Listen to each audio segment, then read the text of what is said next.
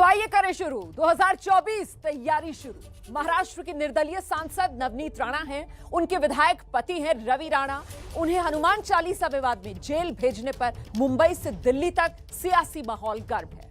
BJP और शिवसेना दोनों इस मामले पर आमने सामने हैं और अचानक से देखिए महाराष्ट्र की राजनीति में बजरंग बली सियासत के संकट मोचक बन गए हैं। हालांकि बॉम्बे हाई कोर्ट ने राणा दंपत्ति की वो अर्जी खारिज कर दी है जिसमें उन्होंने केस रद्द करने की मांग की थी। जय हनुमान ज्ञान गुरु सागर जय कपीसति उलोक उजागर रामदूत अतुलित बलधामा अंजनी पुत्र पवन सुत नामा। देवेंद्र फडणवीस प्रेस कॉन्फ्रेंस में हनुमान चालीसा पाठ करके उद्धव ठाकरे को खुली चुनौती दे रहे हैं। हम सारे के सारे हनुमान चालीसा भूलेंगे और अगर सरकार में हिम्मत है तो सरकार हमारे ऊपर राजद्रोह का गुनाह लगाकर दिखाए। निर्दलीय सांसद नवनीत राणा ने हनुमान चालीसा पाठ से जो सियासत की चिंगारी सुलगाई, अब उसकी चपेट में पूरा महाराष्ट्र आ चुका है।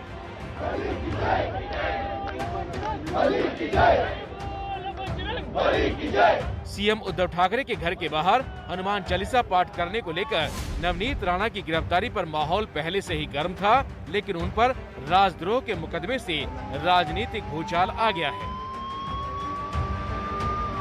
उद्धव ठाकरे के खिलाफ बीजेपी को फ्रंट फुट पर खेलने का एक और मौका मिल गया।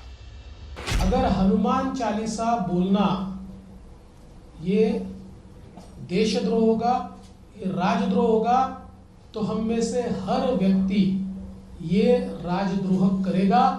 हम सारे के सारे हनुमान चालीसा भूलेंगे और अगर सरकार में हिम्मत है तो सरकार हमारे ऊपर राजद्रोह का गुनाह लगाकर दिखाए।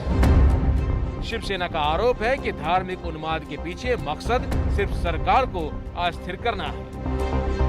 महाराष्ट्र में धार्मिक उन्माद खड़ा करके सरकार को अस्थिर करने की कोशिश हो रही है। दो धर्मों में, जातियों में झगड़े लगाना, दंगल के लिए लोगों को उकसाना, ये राजद्रोह है।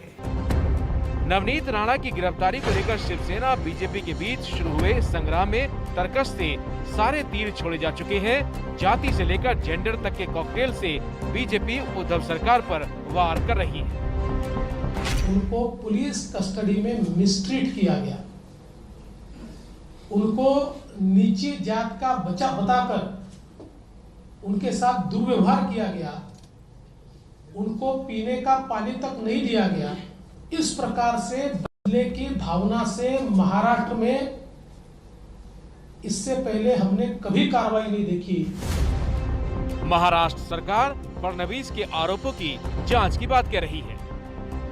नवनीत राणा के वकील ने लोकसभा अध्यक्ष से शिकायत कर रहे हैं कि जेल में उन्हें पानी तक नहीं दिया गया। वो बता रहे हैं कि दलित है करके इन पर अत्याचार किया जा रहा है। नहीं, ये जो इन्फॉर्मेशन आप दे रहे हैं ये मेरे लिए अभी समझ में यानी मैंने सुना है, मैं इसके बारे में इंक्वायरी करूँगा। बीजेपी नवनीत राणा को अनुसूचित जाति का बताकर उन पर अत्याचार का आरोप लगा रही है। नवनीत राणा महाराष्ट्र की जिस अमरावती सीट से सांसद हैं, वो भी आरक्षित है, लेकिन शिवसेना के संजय राउत सनसनीखेज दावे कर रहे हैं। संजय राउत का दावा है कि नवनीत राणा ने फर्जी जन्म प्रमाण पत्र और दूसरे कागजात बनाकर अनुसूचित जाति का प्रमाण पत्र हासिल किया। अगर संजय राउत के दावों में सच्चाई है तो ये विवाद लोकसभा तक पहुंच सकता है। हनुमान चालीसा विवाद में नवनीत राणा पर हमले तेज करने के चक्कर में उद्धव सरकार में मंत्री विजय वडेट्टीवार लक्ष्मण रेखा ही लांग गए। ठाकरे ने हनुमान चालीसा पढ़ना ही चाहिए, नहीं तो हम मातोश्री में जाके पढ़ाएंगे। अरे तेरे बाप का क्या जाता है, तू कौन लगाए रे? अगर तेरे को बोलना है तो जहाँ बोलना है तू बोल, तेरे को जहाँ पढ़ना है तो नहीं उद्धव ठाकरे बोलना चाहिए। ऐसे हिंदुस्तान में नवनीत नाम सुन के क्या लगा? फ्लावर है? फ्लावर नहीं, फायर है। क्या? फायर। सियासत की सिल्वर स्क्रीन पर अभी भी नवनीत राणा की धूम मची हुई है। तेलुगु के अलावा कन्नड़, मलयालम और पंजाबी फिल्मों में काम कर चुकी हैं। करीना कपूर की फिल्म चमेली की रीमेक में नवनीत ने मुख्य भूमिका निभाई थी। फिल्मों के अलावा नवनीत राणा मॉडलिंग में भी हाथ आजमा चुकी है। नवनीत राणा का जन्म अप्रैल 1985 में मुंबई में हुआ था। हनुमान चालीसा विवाद में गिरफ्तारी के बाद नवनीत राणा को भायखला जेल और उनके पति रवि राणा को तलोजा जेल भेजा गया है। नवनीत राणा और रवि राणा की गिरफ्तारी के खिलाफ अमरावती में प्रदर्शन हुए। हिंदुत्व के मुद्दे पर ठाकरे सरकार को खुली चुनौती देकर नवनीत राणा ने महाराष्ट्र का सियासी पारा चढ़ा दिया है, तो वहीं शिवसेना इसे बीजेपी की तरफ से तैयार स्क्रिप्ट बता रही है। तो फिलहाल सियासी बहस इसी बात को लेकर छिड़ी हुई है कि नवनीत राणा पर आखिरकार देशद्रोह का केस क्यों।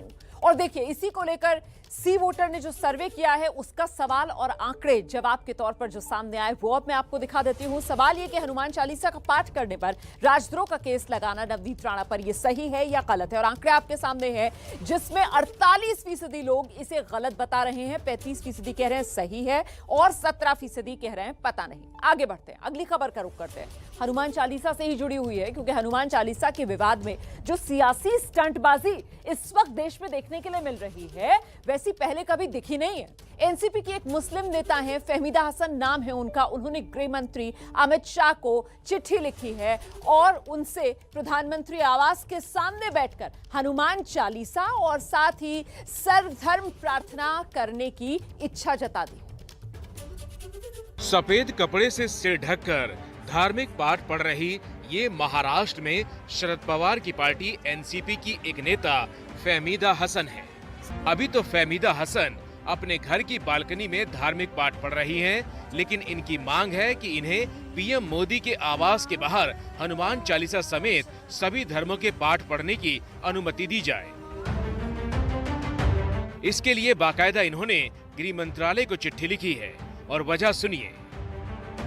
मैंने हमारे मोटा भाई अमित शाह जी को पत्र लिखा है कि मुझे प्रधानमंत्री आवास के बाहर सर्वधर्म समभाव के हिसाब से सर्वधर्मीय मेरी जो प्रार्थना है वो करने की इजाज़त दे। अगर इससे देश की महंगाई कम हो सकती है, अगर इससे देश की बेरोजगारी कम हो सकती है, अगर हमारा देश जो रसोई के ऊपर हमारी गृहिणी होने के नाते इतना बड़ा बोझ आया है तो वो भी अगर कम हो सकता है तो इसके लिए मुझे ये इजाज़त दी जाए। पीएम मोदी के आवास के बाहर धार्मिक पाठ की इस मांग पर बीजेपी का जवाब भी आया।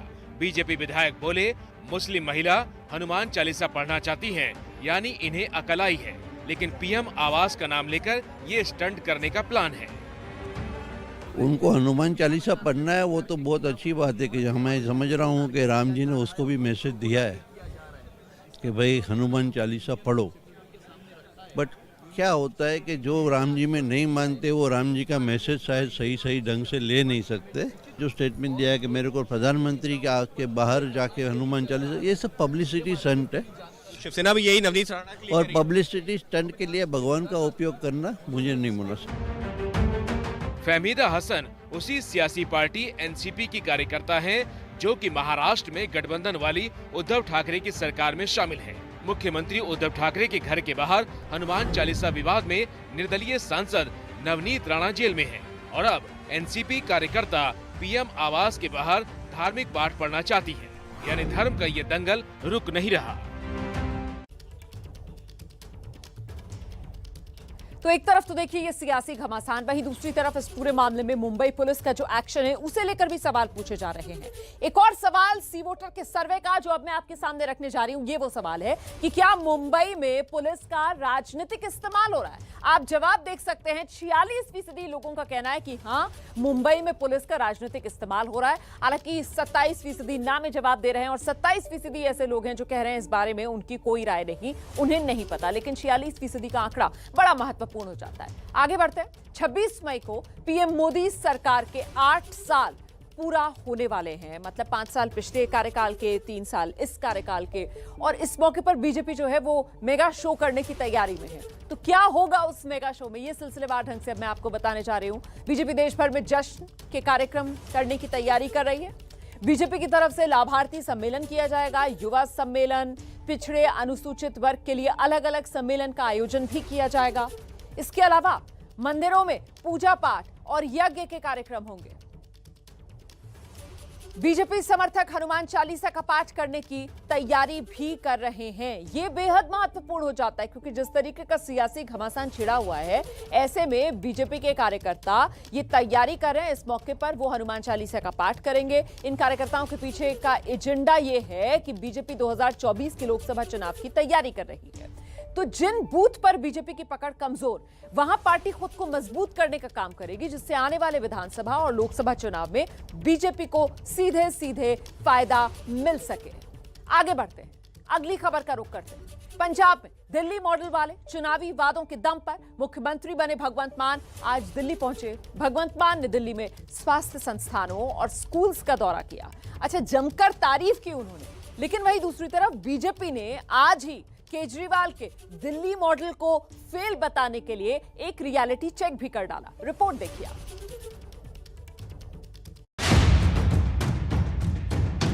दिल्ली मॉडल को समझने के लिए पंजाब के मुख्यमंत्री सबसे पहले राजधानी में कालकाजी इलाके के doctor BR Ambedkar school of excellence पहुंचे।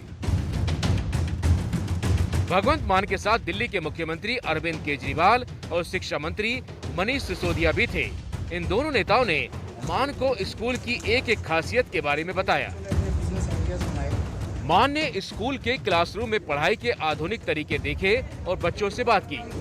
बच्चों ने भी सीएम मान को बताया कि कैसे स्कूल में उन्हें नई नई चीजें सीखने का मौका मिल रहा है। स्कूल का दौरा करके बाहर निकले सीएम मान हैरान थे क्योंकि उनके मुताबिक ऐसे सरकारी स्कूल उन्होंने सिर्फ विदेश में देखे हैं। मैं इस तरह का स्कूल जिहड़ा ਉਹ ਜਾਂ ਤਾਂ ਅਮਰੀਕਾ ਕੈਨੇਡਾ ਦੇਖੇ ਨੇ, ਬਟ ਇਸ ਲੈਵਲ ਤੇ ਇੰਡੀਆ 'ਚ ਮੈਂ ਕੁਝ ਦੇਖਿਆ। ਬਹੁਤ ਸਾਰੇ ਬੱਚੇ ਬੜੇ ਪ੍ਰਾਈਵੇਟ ਸਕੂਲ ਛੱਡ ਕੇ ਆਏ ਨੇ ਤੇ ਉਹ ਕਹਿੰਦੇ ਸੀ ਇੱਥੇ ਸਾਨੂੰ ਜ਼ਿਆਦਾ ਫੈਸਿਲਿਟੀਆਂ ਮਿਲ ਰਹੀਆਂ ਨੇ। ਬੜੀ ਜਲਦੀ ਤੁਹਾਨੂੰ ਪੰਜਾਬ ਦੇ ਵਿੱਚ ਇਸ ਤਰ੍ਹਾਂ ਦੇ digital school, extra digital school देखने को मिलेंगे। पंजाब में दिल्ली जैसे स्कूल तैयार करने का वादा करके सीएम मान ने दिल्ली के कुछ मोहल्ला क्लिनिकों का भी दौरा किया। वो पंजाब में ऐसे ही मोहल्ला क्लिनिक बनाने का प्लान तैयार कर रहे हैं। पंजाब के मुख्यमंत्री भगवंत मान और दिल्ली के मुख्यमंत्री अरविंद केजरीवाल आज लगातार स्कूल और अस्पतालों का दौरा कर रहे हैं। इस वक्त दिल्ली के सरकारी अस्पताल राजीव गांधी अस्पताल में हम लोग मौजूद हैं, जहां पर पंजाब के मुख्यमंत्री भगवंत मान आपको नजर आ रहे होंगे। ये कोशिश की जा रही है पंजाब सरकार की तरफ से कि जो दिल्ली सरकार का जो मॉडल है स्कूलों और अस्पतालों को लेकर, मोहल्ला क्लिनिक को लेकर, उसे दिल्ली में आकर समझें। मान के दिल्ली वाले प्लान के बीच दिल्ली बीजेपी के महासचिव कुलजीत सिंह चहल ने दिल्ली सरकार के मोहल्ला क्लिनिक को फेल बताया है। उन्होंने सोनिया विहार इलाके के एक मोहल्ला क्लिनिक का वीडियो बनाकर दिखाया कि कैसा खस्ता हाल है। मोहल्ला क्लिनिक की वो हल्ला क्लिनिक है। आप भगवंत मान जी आप देखिएगा, ये अरविंद केजरीवाल जी का वर्ल्ड क्लास मोहल्ला क्लिनिक है। यहाँ पर इनकी फोटो तो है, इनकी चमक तो है, पर डॉक्टर नहीं है। एक तरफ पंजाब के मुख्यमंत्री मोहल्ला क्लिनिक दिख रहे हैं, अस्पताल दिख रहे हैं, उधर बीजेपी वाले भी कुछ दिखा रहे हो, कह रहे हैं कि स्थिति खराब है मोहल्ला क्लिनिक। सर उनको दिखाने दो ना, उनके दिखाने से क्या होता है, उनका नेगेटिव माइंडसेट के लोग हैं। बीजेपी के इन आरोपों के बीच बड़ा सवाल ये है कि केजरीवाल का दिल्ली मॉडल देश के कितने राज्यों तक पहुंचेगा और इसका उन्हें कितना सियासी फायदा मिलेगा। 2024 तैयारी शुरू देख रहे हैं आप और लग कुछ ऐसा रहा है कि अब की बारी यूनिफॉर्म सिविल कोड की तैयारी। राम मंदिर से लेकर अनुच्छेद 370 तक का मुद्दा निपट चुका है। अब बीजेपी ने यूनिफॉर्म सिविल कोड का मुद्दा उछाल दिया है। अमित शाह के बयान से यह मामला गरमाया है और वहां बिहार की अगर बात की जाए तो इसी मुद्दे की वजह से गठबंधन में गांठ सी पड़ गई है। जेडीयू ने समान नागरिक संहिता का विरोध किया है और यूपी में बीजेपी की सहयोगी निषाद पार्टी ने खुलकर इसका समर्थन कर दिया है। रिपोर्ट देखिए। अब जब केंद्र में मोदी सरकार को 8 साल होने वाले हैं, तब देश में समान नागरिक संहिता यानी कॉमन सिविल कोड की बात तेज हो गई है। एबीपी न्यूज आपको बीजेपी का 33 साल पुराना वो घोषणा पत्र दिखा रहा है जिसमें पहली बार बीजेपी ने कॉमन सिविल कोड का जिक्र किया था। साल 1989 के चुनाव का ये घोषणा पत्र है जिसमें बीजेपी ने राष्ट्रीय एकता वाले भाग में 8वें नंबर पर कॉमन सिविल कोड का जिक्र किया। कॉमन सिविल कोड की चर्चा देश में तेज क्यों हो गई, इसे समझने से पहले इन मुद्दों को देख लीजिए जिसे बीजेपी पूरा कर चुकी है। 3 तलाक, राम मंदिर, आर्टिकल 370। अब जो बड़ा मुद्दा बीजेपी के एजेंडे में बचा हुआ है वो है कॉमन सिविल कोड। केंद्रीय गृह मंत्री अमित शाह पिछले दिनों भोपाल के दौरे पर आए थे और उन्होंने बीजेपी के बड़े नेताओं के साथ बैठक में इस बात का जिक्र किया था। उन्होंने कहा था कि धारा 370, राम जन्मभूमि, ट्रिपल तलाक और CAA सरीके मुद्दों पर फैसला हो चुका है। अब जो बचा है वो है कॉमन सिविल कोड, इसलिए अब इसकी बारी है। उत्तराखंड में इसका प्रयोग किया जा रहा है, इसके बाद फिर पूरे देश में इसे लागू किया जाएगा। उत्तराखंड सरकार ने इसको लेकर पिछले दिनों एक कमेटी बनाई थी, जिसकी रिपोर्ट का इंतजार है। आगामी नई बीजेपी सरकार अपने शपथ ग्रहण के तुरंत बाद न्यायविदों, सेवानिवृत्त जनों, समाज के प्रबुद्ध जनों और अन्य स्टेक होल्डर्स की एक कमेटी गठित करेगी, जो कि उत्तराखंड राज्य के लिए यूनिफॉर्म सिविल कोड का ड्राफ्ट तैयार करेगी। उत्तराखंड से शुरुआत और अमित शाह का बयान। अब देश में इसको लेकर राजनीतिक पारा गर्म है। सबसे पहले ऐतराज जताया बिहार में बीजेपी की सहयोगी JDU ने। सब लोगों को मालूम है कि बिहार में नीतीश कुमार जी के नेतृत्व में हर तरह से सब कुछ ठीक ठाक चल रहा है। नए सिरे से कोई नई बात की जरूरत ही नहीं है। यहाँ जो चल रहा है बिल्कुल ठीक चल रहा है, बेहतर चल रहा है। तो बिहार में कॉमन सिविल कोड लागू नहीं होगा सर? नहीं, क्यों लागू होगा, सवाल ही नहीं उठता है। JDU और बीजेपी में इस वक्त जिस तरह की तनातनी है वो अब पर्दे के पीछे भी नहीं है। बीजेपी और JDU के नेता फ्रंट फुट पर आकर एक दूसरे के खिलाफ बोल रहे हैं। बीजेपी के नेता और बिहार के मंत्री जीवेश कुमार कह रहे हैं कि पार्टी नीतीश कुमार से इस पर बात करेगी। हम तो कहते पूरे देश में लागू होना चाहिए, बिहार उससे अलग नहीं है, पूरे देश में लागू होना चाहिए। मुख्यमंत्री NDA के हैं, नेता JDU के हो सकते हैं। आप कहेंगे उनको, कहेंगे लागू करने के लिए? निश्चित रूप से। वैसे भी आर्टिकल 370 का मामला हो या फिर 3 तलाक और जातीय जनगणना का, बीजेपी और JDU की राय इन मुद्दों पर एक नहीं रही। 1996 में जब पहली बार बीजेपी और नीतीश कुमार का गठबंधन हुआ और फिर बाद में NDA का गठन हुआ, तब सभी विवादित मुद्दों को NDA के एजेंडे से बाहर रखा गया।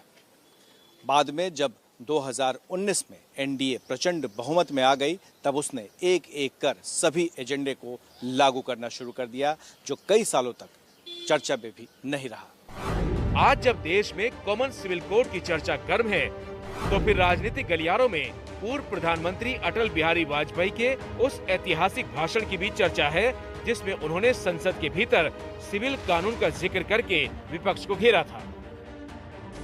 शादी ब्याह के एक कानून बनाने की सिफारिश की और ये कहा कि राज्य उसकी तरफ ध्यान देगा। तो क्या वो सांप्रदायिक कारणों से प्रेरित थे? क्या ये सांप्रदायिक मुद्दा है? क्रिमिनल लॉ एक है, सिविल लॉ एक क्यों नहीं हो सकता? गोवा में अभी भी सिविल लॉ एक है। अगर मुस्लिम मित्रों को उसमें कठिनाई है तो वो कठिनाई आकर बता सकते हैं, ये कह सकते हैं कि हमें थोड़ा और समय चाहिए अपने समाज को तैयार करने के लिए। ये नहीं कहा जा रहा है और दल भी इस बात के लिए उन्हें प्रेरित नहीं कर रहे हैं कि थोड़ा बहुत तो संशोधन करो, वक्त बदल रहा है। गोवा में कॉमन सिविल कोड पहले से लागू है और अब बीजेपी अपने सबसे पुराने एजेंडे को देश भर में लागू करने के काम पर लग चुकी है। हम इस पर विचार कर रहे हैं। हमने इस सारी चीज को अध्ययन करने के लिए बोला है और अध्ययन करने के पश्चात इसको एग्जामिन करने के बाद क्या क्या चीजें की जा सकती हैं, क्या करना उचित रहेगा, सारी चीजें हम उस तरह से अध्ययन करने के बाद एक जब निष्कर्ष पर पहुंचेंगे तो निश्चित रूप से इस पर आगे बढ़ के काम करेंगे। यूपी में पार्टी के बड़े बड़े नेता कॉमन सिविल कोड के पक्ष में बयान दे रहे हैं। कॉमन सिविल कोड एक तरह से माननीय मोदी जी उसके तरफ आगे बढ़ चुके हैं। जो आप ट्रिपल तलाक क्या है, ट्रिपल तलाक भी उसी का एक अंग है, तो अपना देश उससे आगे बढ़ रहा है। मैं इसका समर्थन करता हूं और निश्चित रूप से ये कॉमन कोड बनना चाहिए, सिविल कॉमन कोड, कि हर नागरिक को एक कानून, एक झंडा, एक नारा हो, एक विचारधारा हो तो बेहतर होगा। मैं उसका समर्थन करता हूँ। वैसे भी मैं सरकार के साथ हूँ, वो बधाई दूंगा सरकार को कि इसे जल्दी लागू करें। यूनिफॉर्म सिविल कोड का मतलब है विवाह, तलाक, बच्चा गोद लेना और संपत्ति के बंटवारे जैसे विषयों में देश के सभी नागरिकों के लिए एक जैसे नियम। 7 फेरे लेने हैं कि 5 फेरे लेने हैं, ये धार्मिक मामला है। काजी से निकाह पढ़वाना है, मेल काजी से या फीमेल काजी से, ये तो एक बार फिर भी धार्मिक मजहबी मामला हो सकता है। लेकिन शादी विवाह की उम्र कितनी होगी, गुजारा भत्ता कितना मिलेगा, ग्राउंड्स ऑफ डिवोर्स क्या होगा, विरासत का अधिकार समान होगा कि अलग अलग होगा, ये बिल्कुल सेकुलर एक्टिविटी। और एक नहीं, कम से कम 10 बार सुप्रीम कोर्ट कह चुका है, 7 बार तो supreme court common civil code लाने के लिए कह चुका है, कम से कम 10 high court common civil code लाने के लिए कह चुकी हैं। तो इसका जो अधिकार है सरकार के पास है, लेकिन इफेक्टिवली सेंट्रल गवर्नमेंट के पास है, स्टेट के पास नहीं, क्योंकि राज्यों के पास कुछ गुंजाइश नहीं इसमें करने के लिए। सारे के सारे जितने भी हमारे शादी विवाह से संबंधित कानून हैं, करीब 10 कानून हैं, वो सारे के सारे कानून सेंट्रल कानून है, उनको पार्लियामेंट ही बदल सकती है, पार्लियामेंट ही खत्म कर सकती है, इसलिए राज्यों के पास ज़्यादा गुंजाइश नहीं इसमें। इस वक्त हमारे देश में धर्म और परंपरा के नाम पर अलग नियमों को मानने की छूट है, लेकिन इस कानून का मतलब है जाति धर्म परंपरा के आधार पर कोई रियायत नहीं, किसी समुदाय विशेष के लिए अलग से नियम नहीं। शादी तलाक का देश में एक ही नियम होगा, संपत्ति के बंटवारे में भी अलग अलग नियम नहीं। समान नागरिक संहिता का विरोध करने वालों का तर्क है कि ये सभी धर्मों पर हिंदू कानून लागू करने जैसा है। इस पर मुस्लिम पर्सनल लॉ बोर्ड को खासी आपत्ति है। उनका कहना है कि सभी के लिए कानून बराबर करने से उनके अधिकारों का हनन होगा। पिछले कुछ दिनों से प्रशांत किशोर के कांग्रेस में शामिल होने की चर्चा चल रही है, लेकिन अब ऐन मौके पर ऐसा लगता है कि पीके ने फंसा दिया है। कांग्रेस में शामिल होने वाले प्रशांत किशोर तेलंगाना में केसीआर की कार में भी सवार होना चाहते हैं। तो फिर सवाल यह पूछा जा रहा है कि क्या पीके मतलब प्रशांत किशोर डबल गेम खेल रहे हैं?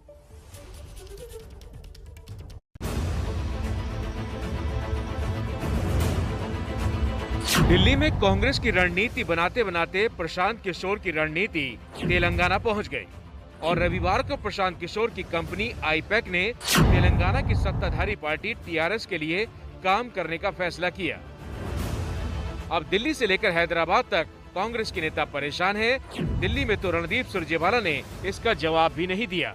जहां तक सवाल है किसी व्यक्ति विशेष के शामिल होने या ना होने का, उसमें कौन होगा, जब शामिल होंगे तो मालूम चल जाएगा। आज इसके अलावा मैं किसी और विषय पर टिप्पणी करना सही नहीं समझता। वहीं हैदराबाद में तेलंगाना कांग्रेस के कार्यकारी अध्यक्ष महेश कुमार कह रहे हैं कि प्रशांत किशोर कांग्रेस में और उनकी कंपनी टीआरएस के लिए काम करेगी तो पब्लिक में बहुत कंफ्यूजन होगा। बोल रहे कि प्रशांत किशोर और उनकी ऑर्गेनाइजेशन आईपैक इसको अलग अलग नहीं देख सकते, दोनों एक ही है। अगर प्रशांत किशोर कल के दिन अगर कांग्रेस में शामिल होते हैं और उनकी ऑर्गेनाइजेशन या टीआरएस को काम करती है तो there will be a lot of confusion होगा। तो हम तेलंगाना कांग्रेस कैडर की तरफ से ऑल इंडिया कांग्रेस कमेटी ये साबित करना चाहते हैं कि यहाँ तेलंगाना में कांग्रेस का माहौल बहुत अच्छा है। जब भी चुनाव होते हैं तेलंगाना में, यहाँ कांग्रेस पार्टी सरकार में आने का ज्यादा चांसेस है। सो हाईकमांड यही बोल रहे हैं कि अगर प्रशांत किशोर कांग्रेस में ज्वाइन करना चाहते हो शामिल कर लीजिए, बट उनकी ऑर्गेनाइजेशन यहाँ अगर टीआरएस काम करती है तो कंफ्यूजन होगा। इसको क्लैरिफाई करने के लिए हम एआईसीसी को डिमांड करते हैं, रिक्वेस्ट करते हैं। अब बीजेपी को मौका मिल गया। पार्टी कह रही है कि तेलंगाना में कांग्रेस और टीआरएस मिली हुई है। तेलंगाना में अगले साल के अंत में चुनाव होने हैं। कांग्रेस इस उम्मीद में है कि प्रशांत किशोर पार्टी का कायाकल्प कर देंगे, इसलिए पिछले कई दिनों से दिल्ली में सोनिया गांधी के घर मंथन चल रहा है। आज 2024 के लिए सोनिया गांधी ने एक कमेटी बनाई है। भविष्य की राजनीतिक चुनौतियों से निपटने के लिए एक एम्पावर्ड एक्शन ग्रुप 2024 का गठन कर दिया जाएगा। I have a second statement to make. Congress अध्यक्षा जी ने ये निर्णय किया है कि उदयपुर राजस्थान में मई 13 और मई 14, 2022 को नव संकल्प चिंतन शिविर आयोजित किया जाएगा।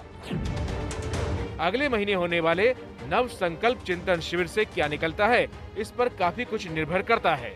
फिलहाल पीके के इस गेम से कांग्रेस में बेचैनी तो है। दिल्ली से जैनेंद्र की रिपोर्ट।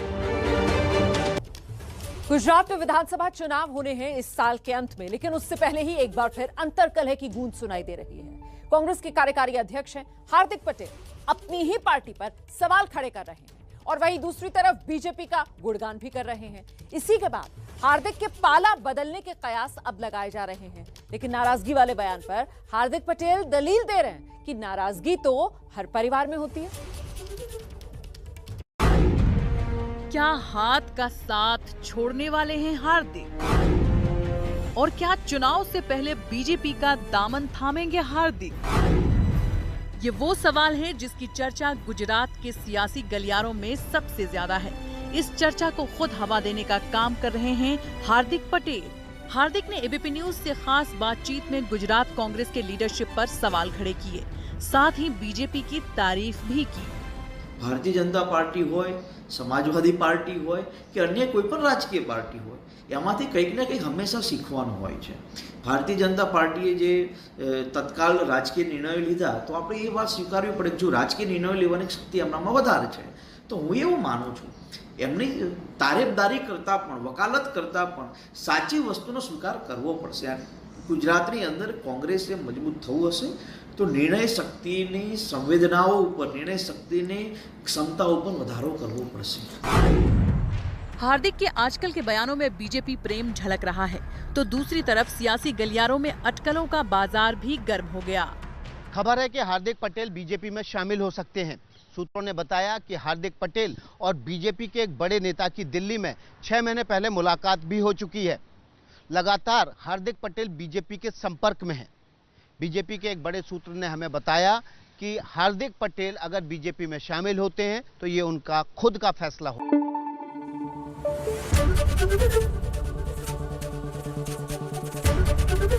एबीपी न्यूज आपको रखे आगे।